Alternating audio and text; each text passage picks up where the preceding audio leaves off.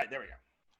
All right, hello everybody. How's everybody doing tonight? Good, good. Can everyone hear me okay? We want to make sure I'm coming through all right. Awesome, awesome. So I'm just coming to you live from the vineyards. It's a beautiful, gorgeous day in St. Louis. Thank God for virtual backgrounds. I always make everything more fun. So I'm Eric, and I'm with PRP Wine. I know a lot of you are new to me, new to the company, have not had our wines before, and a couple of you have tried a few before as well. So really excited to be able to show off the wines and have some fun real quick. Before we get started, I want to kind of find out what kind of wines you guys like. So can I call on, I'm going to call on, let's go with Aaron and Marco. What kind of wines do you guys tend to usually drink? What do you gravitate towards? So we're kind of all over the place, really, but I would say we do have similar tastes for the most part. Our favorite white, one of them would be an Albarino. Ooh, nice. Yeah. And then what would you say for red? I would say dry, full body reds. All right, so definitely not on the sweet side necessarily, correct? All right. Now, what about you, Pega? What do you tend to like? I like mostly full-bodied reds. I'm gonna go with Chianti. Nebbiolo grape's probably my all-time favorite, but I like mostly anything red. Awesome, awesome. And what about you, Catherine? So I actually started off as like a Moscato drinker, but now I'm definitely going more into the Rieslings, and the Sauvignon Blancs and all of that. So okay. I'm starting to get back into some reds, but not full body yet. Okay, no worries. It's a journey for all of us. What about you guys, Lisa and Brian? Our palates are pretty similar. We like dry whites that are very crisp. I like a lot of acidity in my whites, really refreshing. So Pinot Grigio, Sauvignon Blancs, Albarino, that's definitely, we love those. When it comes to reds, we like dry reds that are earthy and spicy. Oh, okay, very nice. So, yeah, so like your Syrahs, Petite Syrah, yeah. love a little pepper in my whites. Awesome. And what about you, Dan? What do you like? Usually, I like mostly everything, but usually I tend to stay away from like sweet white, and I prefer like a dry red. Okay. And I usually things with like spice is kind of the flavors that I look for in a red. Awesome. And then Rudy and Kim, what about you guys? Definitely full body, red, dry. Don't like anything really too fruity, but we definitely like nice full body dry red wine. Awesome. Well, good. Well, so today it sounds like we lean a little towards that drier red side, but we do have a mix of palates, and we are heading into summer. So I wanted to be able to showcase, some whites that'll fit well with summer as well. So as you know, PRP Wine represents small boutique vineyards around the world. So these are small vineyards. They don't make a lot of wine, and so we rep them here in the U.S. Now, in normal times, we get to be in front of you, and we'd be doing this all around our kitchen table and having a great time, but we're being socially distant. We're being safe, and so we're going to each be in our own homes, which is awesome. The tasting is going to take about an hour. We're going to go through each wine one at a time. I do encourage you to have one or two, at least 2 wine glasses, because we're going to go through whites and then reds. I know a lot of you got a little food spread, which is awesome. We'll do a little pairings. I love to kind of explore our palates, so we'll do a fun little activities as well. And then at the end, the wines are available for ordering if you find some stuff you like. Because we're doing this virtually, I'll just contact each of you after the tasting just to see what cases you'd like to order. Today's price point on the wines are generally in that $25 to $35 range. And we're going to do a nice assortment, okay? Sound good? You should have score sheets. Everybody got a score sheet with them? Yep. Where mine went. Yep, perfect. All you're going to do is write the name I tell you and then your rating. Happy face, sad face, yum, yuck, yes, no, whatever works. I'm going to leave you guys all unmuted for right now. If any of you get too chatty or you need to talk about something else, just mute yourself. But I think we can, it's a small enough group that we can communicate. I am going to take over the spotlight video as we present the wine. Now it's a small group. We'll just leave it as is. This works. You can see me. I can see you. All good. All right. So our first wine, we're going to start with whites. And we're actually going to start not with the bubbly. We're going to start with the Sauvignon Blanc out of Chile. So if everybody wants to grab their Casa Nueva Sauvignon Blanc. All right, pour yourself a little. Now, I do want to clarify, we want to pour ourselves about 3 ounces. So we do not want heavy pours or you're going to be really feeling it by the end of this tasting. So you get to keep the wines. You can get, Pega, that's a little heavy on that one, all right? A little heavy. So you get to, yeah, there we go. So you're going to get to keep drinking these, and I'll give you some tips on what wines to drink first over the next few days so they don't go bad on you. But we're going to try them all today. So let me tell you about this wine. So this is from our Chilean vineyards. It is our Sauvignon Blanc. Now, Sauvignon Blancs are really known for what particular fruit note? Does anyone know? I think some of you... Melon and grapefruit? Melon and grapefruit, absolutely. Especially that grapefruit really comes through. The citrus, a lot of that green lemon, lime, grapefruit notes. Now, this is pretty young. This is a 2019.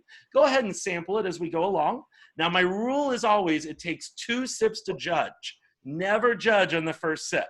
All right? That first sip is essentially your palate cleanse. So first sip we don't judge on. I'm drinking a Sauvignon Blanc as well. So I poured myself a little heavier, though, because this is my only glass, theoretically. So I love the citrus out of this, the lightness, got that crisp minerality to it. First, what do we think of the wine itself on its own? I like it. Yeah? I like it, yeah.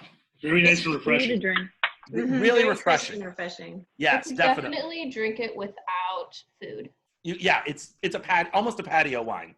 Yeah. Absolutely. Now, this does have the acidity. Do you guys feel a little on the sides of your mouth? It kind of, a little mouth watering, but also kind of like tightens the sides. That's an easy way of noticing the acid in the wine. So I want to do a little food pairing with this one. So each wine pairs with certain components of food better than others. So I asked a lot of you to have a lemon wedge or something like lemony. Lemon juice is fine. I want you to take a little bite of that lemon wedge or just a little lemon juice and then try the wine again. And we're going to learn that acid, the acidicness of the lemon wedge, actually softens, smooths out other acids. They don't compound, they actually complement each other. So you'll notice the wine is a little less acidic, a little less tart after that tart lemon. And you can go back and forth and see how they kind of mellow each other. Wow. What do you That's think? so weird. Yeah. I wouldn't have thought that. So sometimes we're afraid to pair like a lemon fish with this. It would be perfect with it. And in all of our food pairings, you're going to notice I like to talk more about the sauce than the protein. So whether we're doing lemon chicken, lemon salmon, lemon fish, any lemon shrimp, whatever we're doing, the more important thing is the lemon, is the sauce, what's on top, than the protein itself. All right, now I also asked you guys to have a little salt with you. Now this is just a little fun activity I like to try. Salt is dangerous. It can make some wines really pop and be interesting, and it can also explode the tannins in reds. So with salt, I want you to try just a little of this wine and then put a little salt on your mouth and then try it again. And with this, I want you to think maybe of a salty oysters, saltier cheeses, and see how they kind of play well together. Salt kind of intensifies things, but I think with the acid, it should play nicely. What are you guys thinking of that one? I get more grapefruit with the lemon. This one, it mellows it more to me. It even softens it more. Yeah. Yeah. So a nice salmon with a lemon caper sauce would be perfect. Ooh. Absolutely, I love that. Oh, Rudy, All right, you're tell a me chef, when I'm aren't coming you? over. Oh yeah, Yeah. I'm a baker and a chef. Oh dear, one of those. Oh my gosh, I did a tasting with a bunch of pastry chefs back in the before times, and the things that those chefs could say, what they would note, the flavors was just amazing. Because I don't know what nutmeg tastes like, but they were like, man, they had that down. Eric, All what's right. the right temperature for this wine? So for this one, I'm going to enjoy it pretty cold, to be honest. So I tend to think more on the where am I going to enjoy this one, and I'm going to enjoy this one probably on a hot day. I'm probably going to enjoy this with a pretty chilled. So right out of my fridge for me. You're going to get a little more flavor if you let it go up to 40 degrees, a little less acidity. But I'm going to be honest, I'm going to want this one cold. Okay.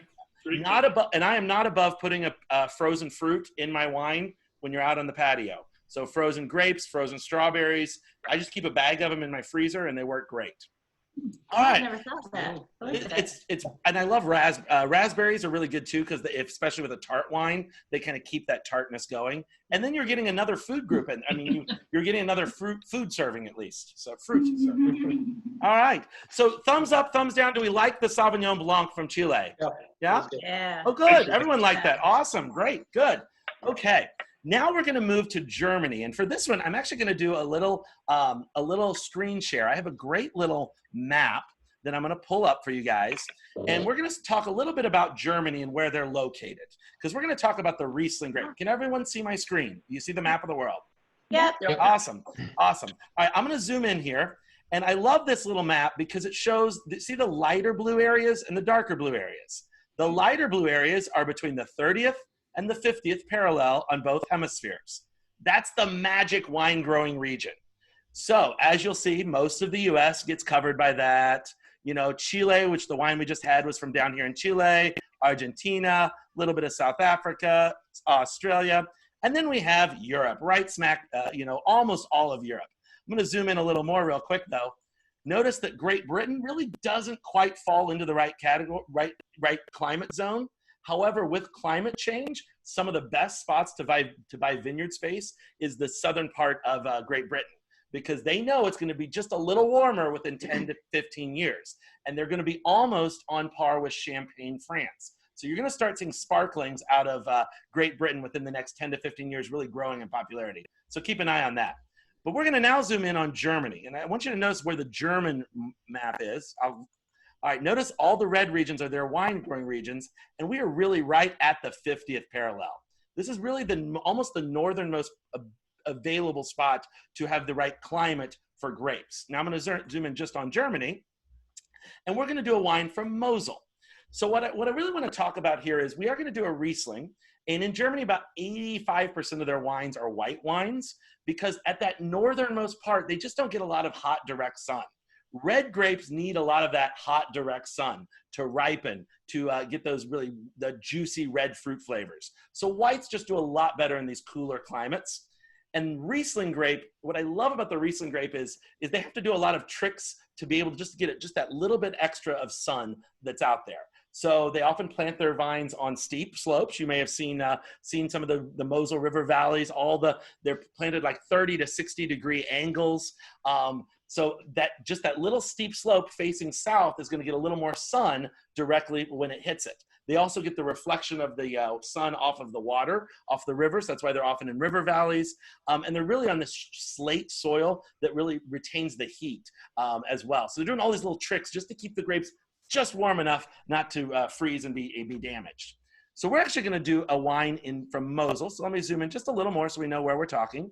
So we're right here in Mosel, the Mosel River Valley, and actually the Brandenburg region is right where my cursor is. It's the Brandenburg city is right there in the middle. It's one of these little zigzags. Just look at all these like back and forth parts of the river. So all of these regions, just awesome little river valley. Great thing to look up. I'd love to show you a video on it, but we don't want to run too long on this. But just Google Mosel River Valley. It's just beautiful. So we're going to do our Mosel. I'm going to stop sharing real quick and come back on. All right. So we're going to do the Brandenburg Riesling Cabernet. Now, I love this wine because it's a wine that both dry drinkers and sweet drinkers can appreciate, I think. It is the Cabernet, which is the first harvest. Now, most of you guys are in Illinois, correct? Yeah, have you guys had some Midwestern wine? So I'm in Missouri, and we have a lot of wineries around here, and there are a lot of sweet wines, and boy, can you taste the sugar in those wines. Do you guys have that up in Illinois, or have you made them into like Wisconsin or Michigan? They tend to add a lot of sugar to their sweet wines. I know Erin's been down this way. You've had some of our Missouri sweet wines, right? Oh yeah, I didn't really enjoy them. No, it's just cloying sweetness. Yeah. It's because they add sugar. And in Germany, that's just not allowed for the Prädikatswein level, the highest quality level. But we're just not allowing that. And so with that, what you're tasting is a natural sweetness that really comes through as clean and refreshing. Now, this is the first harvest. This is the least sweet of the sweet wines. It's Cabernet, Spätlese, Auslese, it just goes all the way up there. So these are picked late August, early September. They're just going to be really light and refreshing. Being from the Mosel River Valley, you also get a lot of citrus notes as well, and like green apple notes almost, a kind of a fresh cut apple notes. So give that a try. what I love about the Riesling grape itself, and it really doesn't get enough credit. I'm personally a dry drinker, but I've learned to love some of the German white wines because of how just fresh and clean they taste. And what I've really learned is it's all about the transparency. So with German Rieslings, what you taste is what the grape is.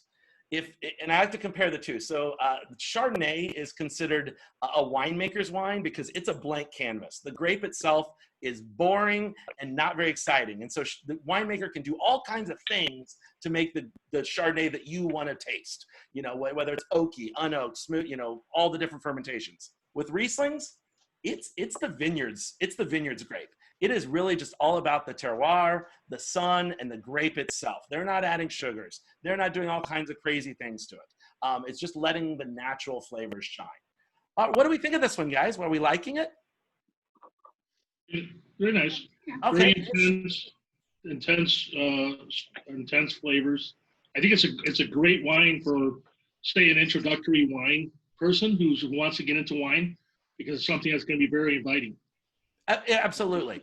Absolutely. This is also, I always like to joke, this is the wine that my mom and I can drink together, because I'm going to be like, oh, it's just a little sweet. And she's going to be like, oh, it's a little dry, but we'll meet in the middle, and that's okay. I want you guys to try this one with some food pairings, though. So I love to pair sweet wines with spicy foods. So sweet cuts the heat. That's the way to think about it. So if any of you have any Tabasco sauce, spicy cheese, salsa, anything like that, try the wine and then pair it together. All right, Rudy's on it. Oh, and we've got someone who snuck in on us. Who's that? Is that? Scott. I'm Scott. Hey, Scott. And what kind of wine do you tend to like, Scott? I'm a dry red. All right, we're getting there. We're getting there. Hang in there. More the Merlots. Okay, all right. So try a little heat and then try the wine again and see if it cuts some of that sweetness. Really does.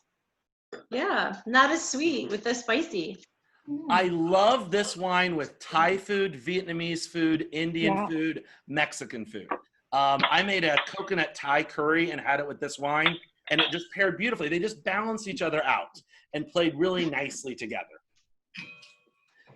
A lot of times people think to do sweet wines with sweet foods, but the real challenge of dessert wines is you really need the wine to be sweeter than the food. And this is not that sweet of a wine. So you can try a little sugar if you want, if any of you have some sugar or something sweet, try it. But the wine is going to be less sweet than the sugar. And so you're going to notice that it's got a lot more of that kind of tartness coming through. Now, Catherine, you're my more novice drinker. So how's this wine treating you? I honestly like both the ones that we've tried so far. I definitely like the acidity of this one, but it's not as harsh, I think, with the sriracha sauce that I had with it. Oh, good. So you saw how it did kind of cut that. Yeah, for sure. Absolutely. Peggy, what do you think of this? You're more of a red drinker, so it's a little outside your comfort zone, probably. You know, I was expecting it to be too sweet, and what you said was right, that it's just a little bit of sweet. It's just it doesn't overtake me. And I had sriracha just like Catherine. I couldn't even taste the sweetness after that. Yeah. It paired perfectly. So I would have this with spicy food. I think that would be the best for me. Absolutely. If I'm having sweet, I don't pair it with sweet. Absolutely. So. I also just had a client tell me this is going to be her pool wine for the summer. And I thought that was it's not my normal go-to pool wine, but she made the point that this is lower in alcohol. So it's only 8 or 9%, I believe. And so with that, it is something you can drink on a hot summer day. And you could even make it almost into a little bit of a white sangria if you wanted to. You know, put some fruit in it, keep it nice and cold, and just something refreshing. I always recommend have a few sweeter wines in your cellar, in your cabinet, because you never know who's coming over. And you always want to have something that can appeal to everyone. And there's a time and place for every wine. So let's give thumbs up, thumbs down, in the middle. What do we think? We got some middles. Okay. All right. Cool. All right. Now the next one is a fun one. I'm kind of addicted to this wine, and I'm a little embarrassed that I am. But we're going to do the peach sparkling. All right. Pesh. So everybody grab it. If you haven't opened it, you can pop it open. This is our, this is a wine I love pouring for groups like you guys who are definitely a little more on the dry side, because when I bring out a peach wine, they're always, I see the eyes roll, you know, they're like, oh, this is going to be the sweet bubbly, you know. But this is a wine that I will say I have equal dry drinkers and equal sweet drinkers who enjoy this wine. It's fun to watch all of you try to figure out how to open your bottles. Our foil is way too tightly. It is pretty tight foil. Just twist it a little. Knives are good too. And then just slowly pop it open. This is made with the Colombard grape. It's from France. It's made with the Colombard grape, and we add fresh peach nectar during the secondary fermentation. So what that does is that gives this really natural, fresh peach flavors. This isn't like candy Jolly Rancher peach. This is like real, fresh cut peaches. So I want you to try it first on its own, and then this is my like cocktail palooza wine. So we'll talk about this in just a second, but try this wine out.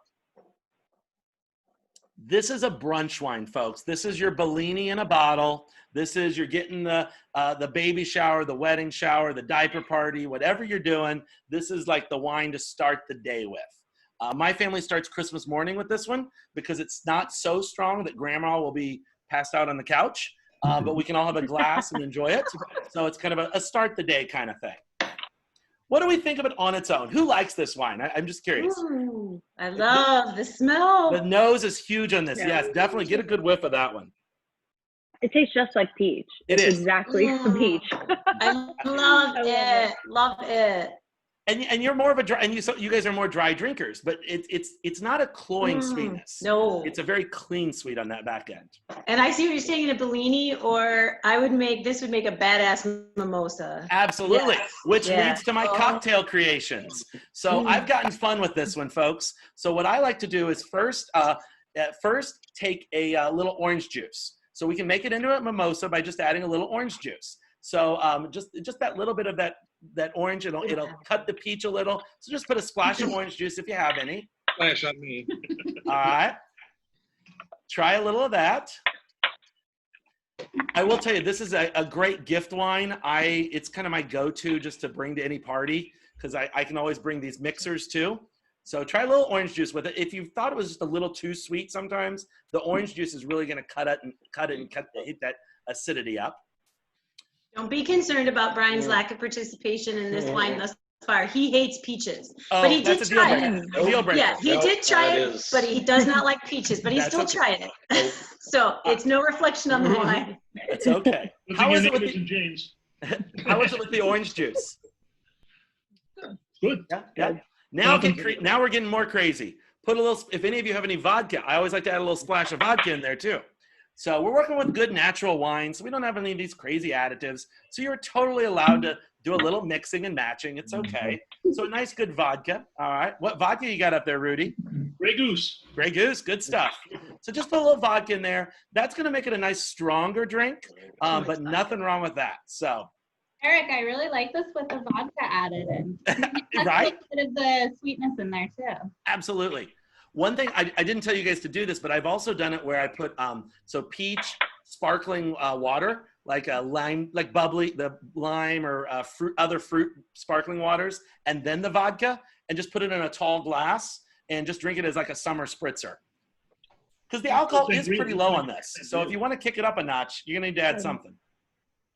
Make a great sangria. What do you think? Ooh, totally. You could absolutely add some fruit, add some brandy to it or cognac. Definitely. In Jamaica, one of my favorite drinks was champagne and vodka, and they called it a Mustang. So here you go with the vodka and the peach. Even better. I love it. I love it. All right, now the last thing you can do, if you have an extra side glass or if you finish what you've got, I recently discovered that I'm a huge bourbon fan as well, and I loved that Crown Bourbon or Crown Peach that some of you may have tried. It's hard to find.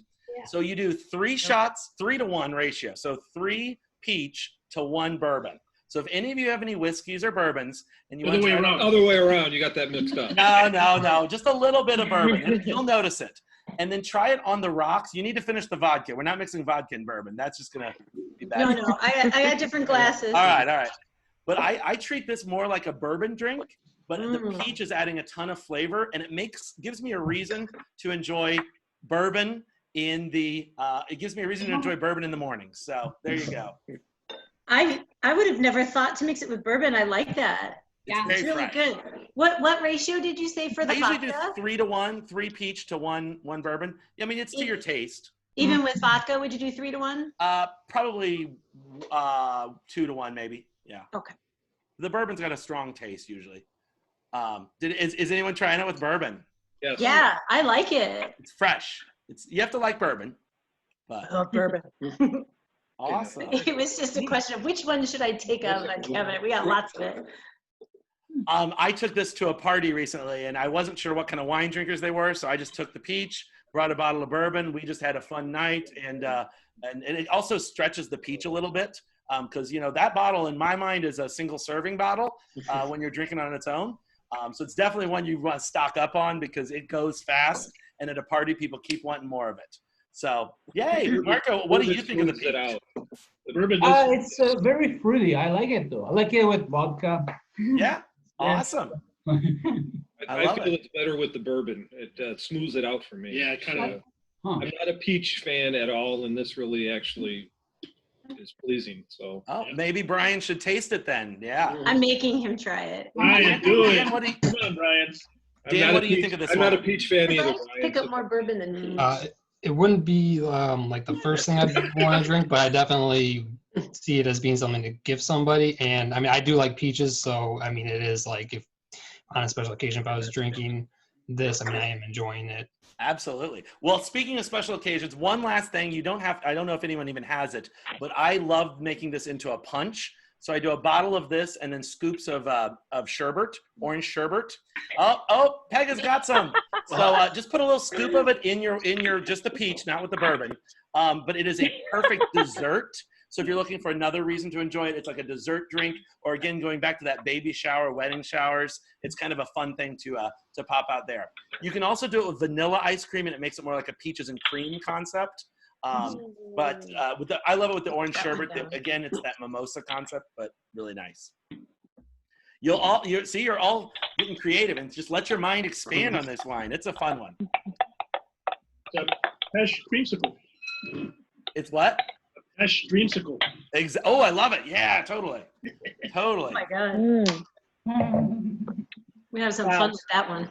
All right. Can't even tell there's alcohol in here. Right. That's the dangerous part, right, Becca? And then you add a little vodka to it, and then you just, who knows? I already did. All right. Atta girl. All right. So such a fun one. Like I said, it's not a wine that everyone's going to drink bottles of it themselves necessarily, but it's a good start your day. It's a good get creative. It's a good show off to friends and family, and just something fun. I love to keep a few bottles of this in my cellar at all times. And it is a wine that we do move through pretty quickly. So it's a bit of a cult wine. So if it is something you guys do like, definitely be planning to get a stock up on this one. It moves pretty quick. All right, so that concludes our whites. We're going to move to reds next. So you'll need to clean a glass out or do something. You're at your own houses, so if you need to run out to the sink, that's okay too. All right.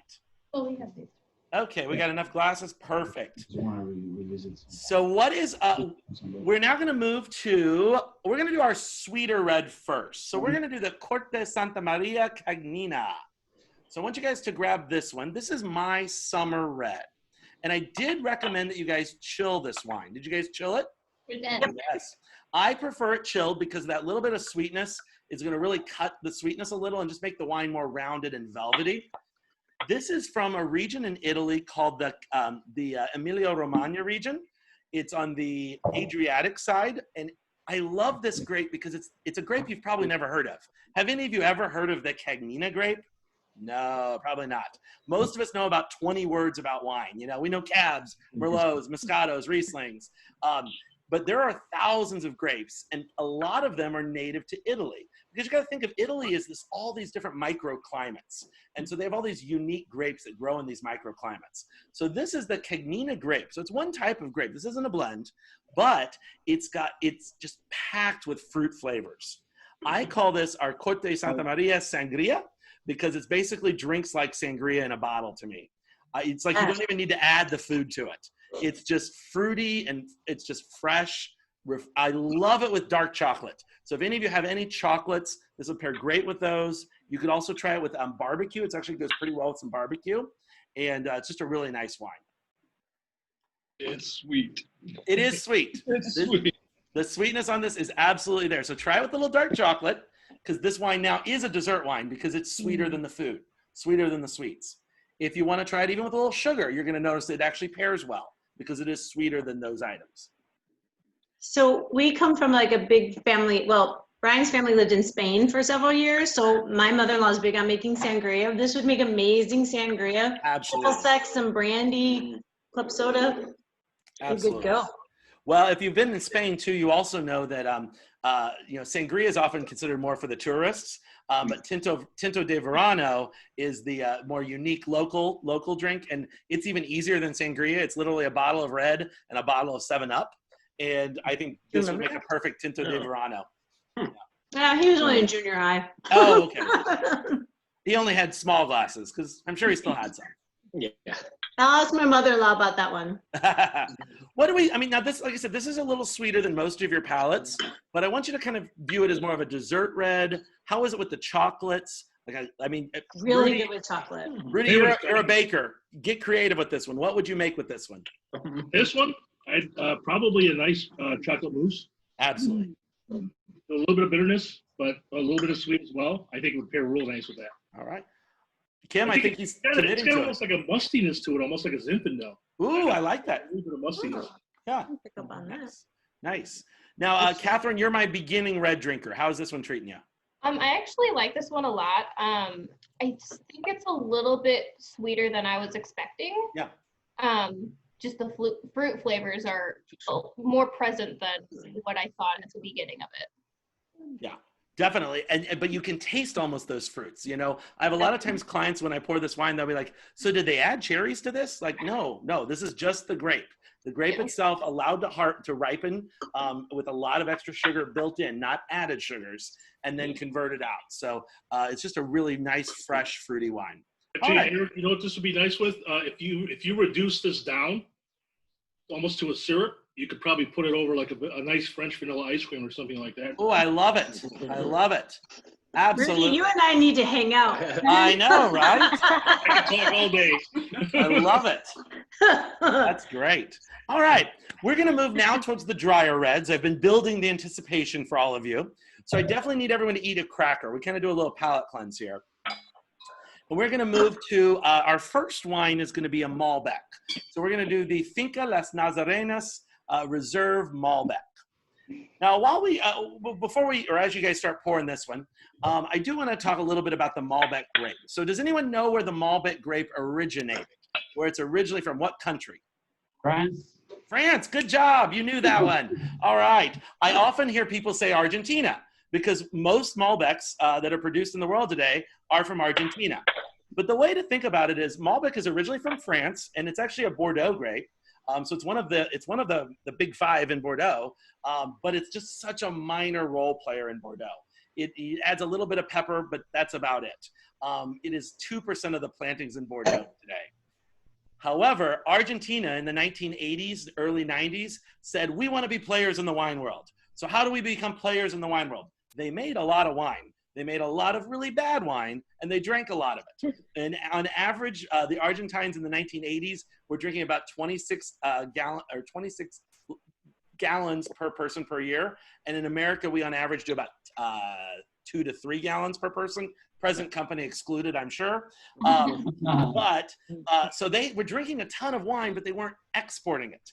They just kind of made not very good wine. And so they said, how do we become a player? And they realized no one was really doing Malbec standalones, just letting the grape shine on its own.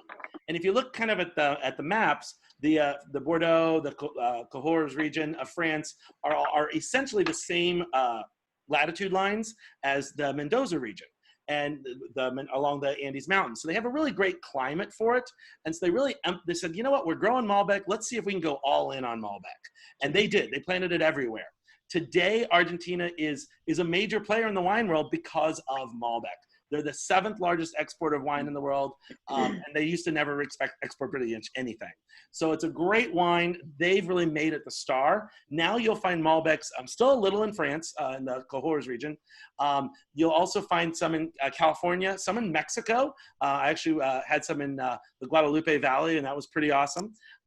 You can also find it in Australia and some in Chile as well. So those are some things too. It's expanding, but really it's Argentina's baby at this point.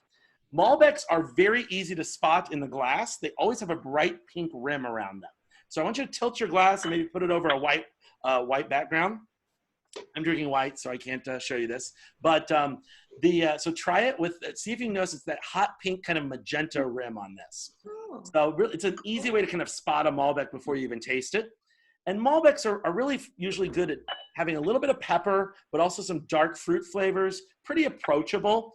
Great steak wine, all right? Easy food pairing wine rule. What grows together goes together. So in Argentina, they have a lot of beef. So this is a wine you're gonna want with grilled beef, all right? Meat, ribeyes.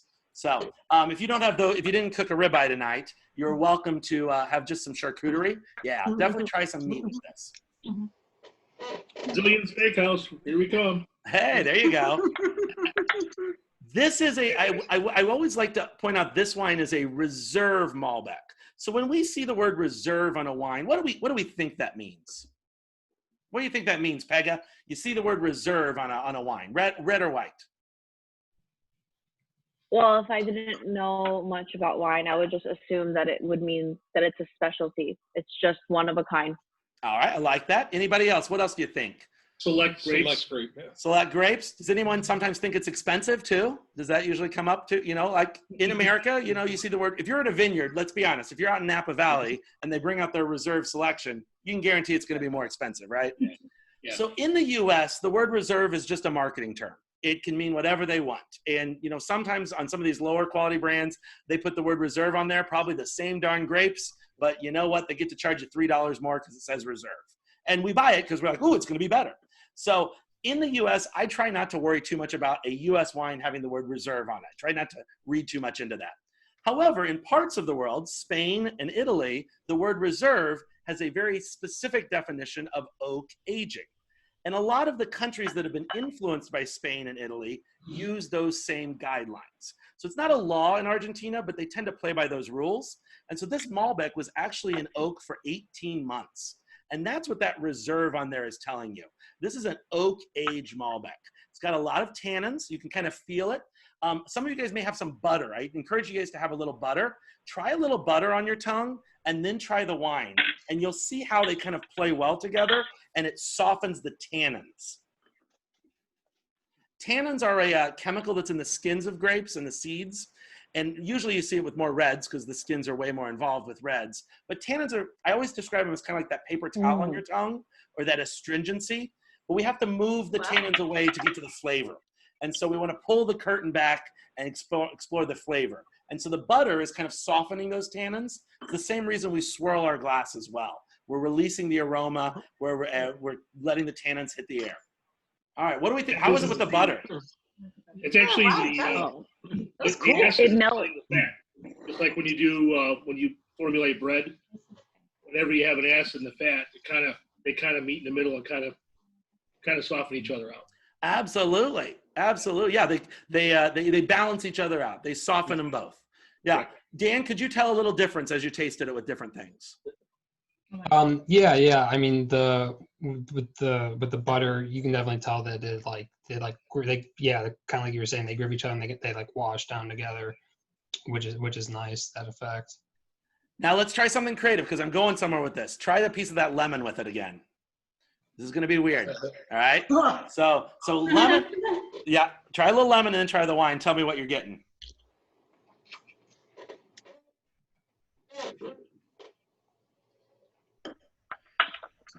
That was not a good look, Pega. It cuts the acidity completely. It cuts the acidity for sure. I actually can't taste the wine. Yeah, it kind of just It tastes like nothing. Yep. It cancels it. So an easy food and pairing tip is always think lemon. Is it going to be good with lemon or is it going to be good with butter? So is this a food that I'm going to add lemon to? And if I could add lemon, even if you don't add lemon, if you could add lemon, then you're going to go with more of those acidic, those crisper white wines, maybe even a crisper red. If you wanted to add, if you're like, you know what, this steak could really use some butter on it, then you want to think a tannic red, something that's going to cut it a little bit more. So it's an easy way of like, oh, what wine am I going to pair tonight? Just look at your food, lemon or butter, the lemon or butter test, and decide which way you would go with it. Nice. Did we like this wine? What do we think? Yes. Yeah. Oh yeah. Yeah, this is a good We're one. home. Could you drink it on its own? Could you drink it on its own? Oh, Oh, oh, hell yeah. But with steak, Oh, yeah. it's awesome. Oh, I good. made a chimichurri sauce and had a flank steak with this the other night. I mean, the acid in the chimichurri balanced against some of the tannins, but yet the steak brought the juicy. It was a beautiful pairing. So It's definitely easy enough to drink while you're Netflixing and chill. Absolutely. So, yeah. Right. It's a wine you can start dinner with, have dinner with it, and then keep drinking as you move into the Netflix time. Completely. We're learning a lot about you, Lisa. Learning a lot about you. All right. Oh, maybe I don't know what that means. Yeah. I thought that meant binge watching Netflix. No. Obviously, I don't know what that No. means. Brian, you can fill her in on that later. Okay? I'll fill her in later. This is a PG. This is a PG tasting. Uh-oh. PG-13. All right. Crap, I thought that meant binge No. watching. Sorry, guys. All right. Our last wine is one of my favorites. It's one of my favorites because I even have a bottle of it here in my house. I just bought a 6-pack of it because it's just so good. This is our Terraldigo, Golden Grape Terraldigo from Clarksburg, California. Now, this is a big, scary word for all of us. So I want us to pronounce it together, all right? Everybody's going to say it on the count of 3. We're going to say Terraldigo, okay? 1, 2, 3. Terraldigo. All right, it's always easier if you do with a hand movement, too, because it's a good Italian word. Terraldigo. Marco, come on. Help us out here, Marco. Terraldigo. There we go. He says even better than I do. I love it. So this is a grape that you guys have probably never heard of. It's a grape I love because it is so it's such a unique grape, but yet is reminiscent of a lot of other wines that you would enjoy. So the Terraldigo grape is obviously not from California. It's from Italy, as I said. It's from northern Italy, the Trentino region. So this is a wine that, for the most part, has been ignored through most of history. It was just a blending grape. But in the 1980s, a particular winemaker in that region decided that it had potential. And so she really started focusing on it. 90% of all Terraldigo, 97% of all Terraldigo is still grown in the Trentino region in northern Italy. The fact that we have one from Northern California is pretty rare and unique. I love this wine because it's got a lot of flavor. You guys are probably starting to drink it a little. It's also our producer. I love that they put on the bottle the number of bottles produced. And if you look at this one, 4,704 bottles produced. Oh, that is wow. a very small batch, all right? By comparison, a lot of people like Josh Cabernet, very popular cab out there, they make between 2 and 3 million bottles of that. We made 4,704 of this one. So this is a wine that is unique. It's a grape you probably have not had before, but it's a grape you might have some similarities to because it's the uncle of the Syrah or Shiraz grape. They've genetically tested it. They've genetically tested it, and they've realized that it's the sibling of the parent of Syrah. And so if you need a shortcut name for this, you're welcome to reorder it by this name, Uncle Terry. It's Uncle Terry, all right? We've all had an Uncle Terry in our life. You know, they may have been in prison, but, you know, everybody had an Uncle Terry. And so it's our Uncle Terry wine, all right? So Uncle Terry, the Terraldigo, is it's jammy. You get some of that peppery spiciness like in a Syrah, but a nice jammy notes. If you like a good California cab, this is a lot of similarities while being just different enough. So give it a try and tell me what you guys think. This is my favorite. All right. We're at the gates. We're at the gates, and I see the harps. I like it. Scott, are you liking that one? This is really a good wine. It's really pleasing to the palate, that's for sure. It's spectacular. The minute I smelled it, I knew I was going to love it. I'm smelling it more than I'm drinking it. So something kind of cool about this wine is this is a 2016. We actually carried this vintage before. So a lot of us were a little caught off guard by that because we'd had it about a year and a half ago we had it, and it was the 2016 as well. So we've reached out to the winemaker and they basically explained that they put half of the vintage back and put it in additional oak. So it was in oak for an additional 2 years. So this has some beautiful aging. It's really smoothing out even by now, but this was not bottled until March of this year. So we're in May right now. So this was bottled 2 months ago. So very fresh wine, but it's had a lot of aging built into it. And I think it's got some good aging behind it too. It could sit for another 5 to 10 years, I think. pretty You solid. can really pick up the oak. I think the oak would actually come out even more if it aged a little bit longer. Absolutely. I did recommend you decant this. I'm sorry, how long is this aged already? So it was 16. So it was in oak for 2 years, and then in the bottle, it probably just sat in the tanks for another year or two. Yeah. So it's had some nice aging. This is a great gift wine. If you're ever looking for a wine to take to a party or anything like that, or to a nice dinner with friends, I always try not to show up with something that they know. It's way more fun to show up to the cab drinker and be like, all right, you like cabs? You're going to love this. This is different, but in the same wheelhouse. It shows the rarity on the bottle, so they know they're getting something special. Now, that also leads into, this is the most expensive wine, which is obviously why Pega liked it. She's got some fancy tastes. So this one is my $37 premium tonight. And I always like to kind of explain a little bit about the price points on wine. So I always think there are really kind of like 3 price points on wine when you're in the stores. Whether you're shopping at, the local grocery store, the Trader Joe's, the Total Wine, us, the local wine shop, whatever. There's really 3 price points. There's 15 and under, there's 15 to 30-ish, and then there's over 30. I kind of break it apart this way. I think 15 and under is your mass-produced wines. These are your Barefoots, Yellowtails, Menage a Trois, Apothic Reds. I hate to break it to people, but there's not a cute little Apothic Red vineyard. These are mass-produced wines. And when you mass-produce, you tend to have to add a lot of chemicals. You also tend to just lose the character of the wine. Now, at the end of the night, drink whatever you want to drink. It's fine. Like, I'm not going to judge you, but definitely don't start the night with your 15 and under stuff, especially if you're having a nice dinner. 15 to 30 is really a good sweet spot on wine. I'm a big believer in that price range. You can find great wines wherever you shop in that price range. They're likely made by winemakers, not chemists. They're likely made at vineyards with a lot less additives. And we're really proud that most of our wines are falling into that range. Over 30-ish, you're going to start paying for something. And when I'm looking at buying a wine that I like in that price range, I want to understand why it's priced that way.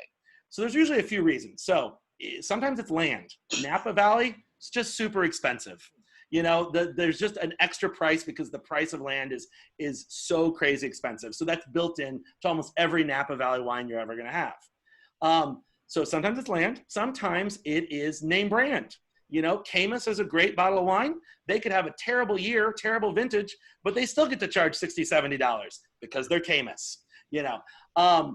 So land, you can also have aging. So maybe something was aged a little longer at the vineyard, so you had to pay for that.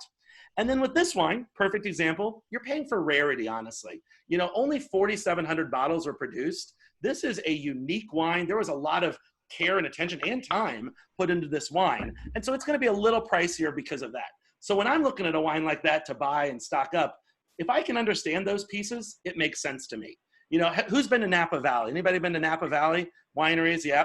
So I love when or Sonoma, any of the good one, anybody place out there. When I go out to Napa, it's so funny because you go to 3 or 4 vineyards in a day, and every California cab at every vineyard in Napa is $50 or more. If you want their good cab, it's $50+.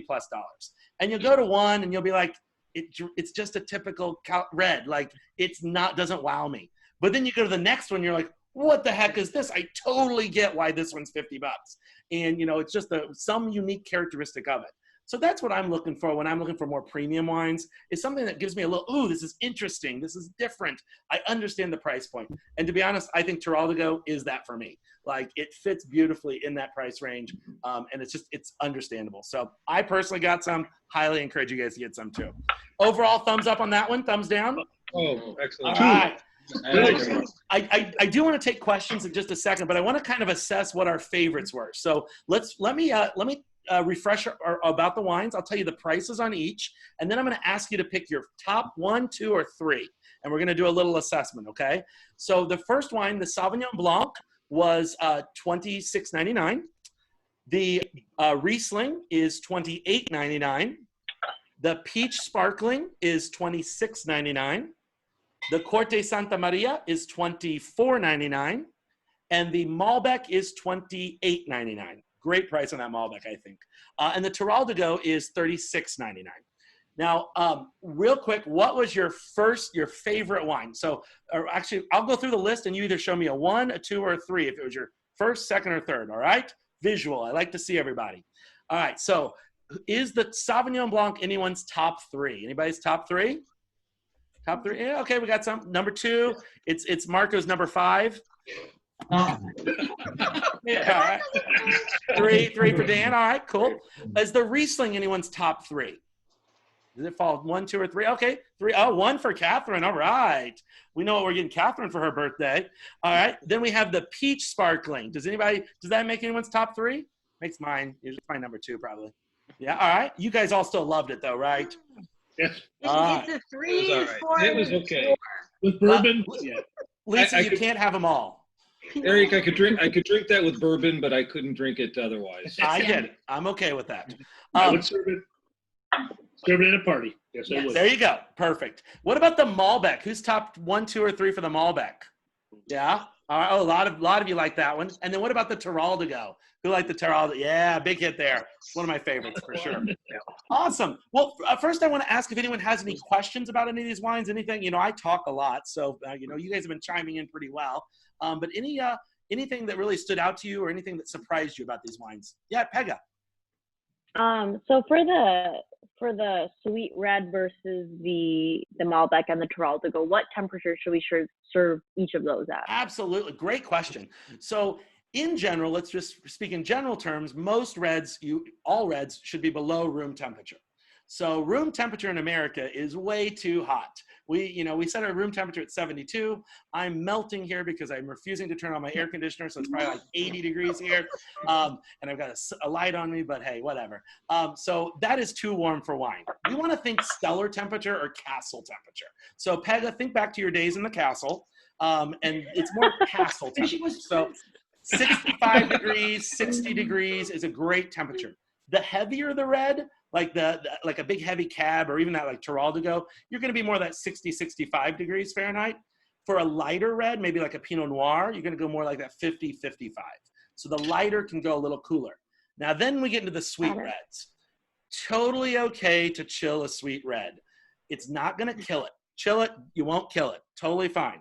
The reason I like to do that is because the sugars become so intense for me personally when it's at room temperature that chill really kind of mellows the sweetness and lets the wine just kind of shine as a whole.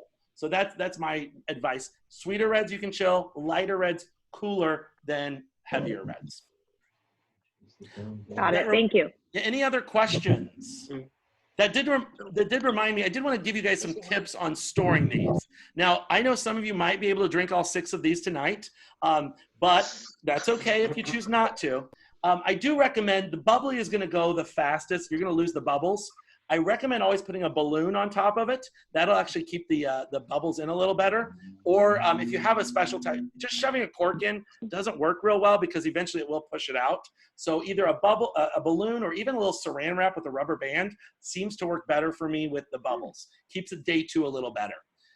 It still mixes well with bourbon, even if it goes flat. So that's okay. The next one is the reds are going to go a little faster than the whites. So with the Terral to go and the Malbec, you're going to have about 2 to 3 days. I do recommend keeping those in the fridge, even though they're dry reds, and I'm not saying cold with them. Put them in the fridge overnight. That will actually slow the decline of them down. It'll make day 2 and day 3 a lot better. It's going to survive to day 3 on your counter, but day 3 is not going to be nearly so good if you hadn't put it in the fridge. Just let the wine warm back up. You get home from work, pull out the wine. Within 30 minutes, it's back to 60, 65 degrees. You'll enjoy it. The Sangria wine, the Corte Santa Maria, you got about 5 to 6 days on that one because the sugar keeps it a little better. And the other 2 whites, you've got about 5 to 7 days on. So white wines generally go a little longer. Just keep them in your fridge, and they'll be refreshing. So tomorrow night, you're making steak and popping open the reds. All right, that's my advice. I think Brian had a question for you, Eric. Yeah, Brian. Well, I was just curious, how do you know when you're supposed to decant a wine? Yeah, good question. So what we're decanting is we're decanting the tannins out of the wine. So the tannins, again, are that chemical, that like paper towel on your tongue. So first off, reds. That's a first good starting point. Heavier, drier reds, bolder reds, and anything in oak. So if something's been oak aged, oak is essentially the skin of the tree, so it imparts more tannins. So if you look at the back of the label or it says reserve in some of those countries I mentioned, you know, oh, this is oak aging, so it's probably gonna be a little more tannic. Now, I love decanting, but you can also aerate, and aerators are a little more of a game time decision. Those are those things you pour through. So you can taste the wine, and if you feel like kind of like a paper towel on your tongue, you want to let the wine breathe, quickly grab your aerator, run it through there, and that'll help it out as well. But in general, if it's a dry red, a bigger dry red, maybe not a Pinot Noir, I'm probably going to decant it if I can. Even just 30 minutes, even just pouring it in the decanter will help a ton. But here's the deal, Brian, and I don't think this will be a problem with Lisa in the house, but once you've poured it in the decanter, it's committed for the night. You've got to drink it, all right? Drink it. You gotta drink it. Yep. Yep, you're committed. Oh, see, I already did it. Oh, I like wow. So, folks, I fortunately was able to get all of your information beforehand as we set up this virtual tasting. So I've got your phone numbers and your emails. So I've told you the prices on everything. Now, as you know, with PRP Wine, we sell our wine, or we take orders by the case. So those are 12 of the same wine, or 6 of one, or 6 of another. Now, I always encourage people to stock up. You always need wines for gifts. You always need wines to have in your cellar. We guarantee our wines, so if they ever go bad on you, you let us know. So I definitely encourage you to stock up. Now, I'm going to go out on a limb that Catherine, my beginning wine drinker, may not want to order a whole case herself. That's okay, Catherine. You've got friends here. So if you want to coordinate with some of your friends and work together, that's okay too. We just take orders by the case. So what I'm going to do is I'm going to let you guys kind of think about what you like and give you a call either in a few minutes, or even I'll just call you tomorrow if need be. And we'll touch base on these and see what we can get you, okay? We deliver in about 1 to 2 weeks. And the other nice thing about PRP Wine is you become a client of ours, you get some perks. And those perks are future tastings. So when we get out in the world again and can all be in the same room, I would love to do this again with you. Or we can do it virtually again. You know, that's totally fine as well. So future tastings. We also do fun events. We do boat wine tasting tours. We do warehouse sales, all kinds of different things. And lastly, we also do custom labeled wines. So if any of you work for businesses that are often doing private label gifts, holiday gifts, I'd love to talk with you. I love a good referral. I'll spoil anyone who refers me. So definitely keep that in mind as well. So definitely hit me up if you want to do about any of those things. And I'll follow up with you guys either tonight or tomorrow. It's getting a little late, so I'll call you when I can. And we'll put together an order, and we'll get it out to you in about a week or two. All right? So you'll have this plenty of time for summer drinking. Any other questions? Everybody else having fun? Always awesome. Thank you. Awesome. Great. Well, thank you, guys. I really appreciate it. I will be in touch, and I hope to see you in person or virtually real soon. All right? Thank you. Thank you, guys. Bye.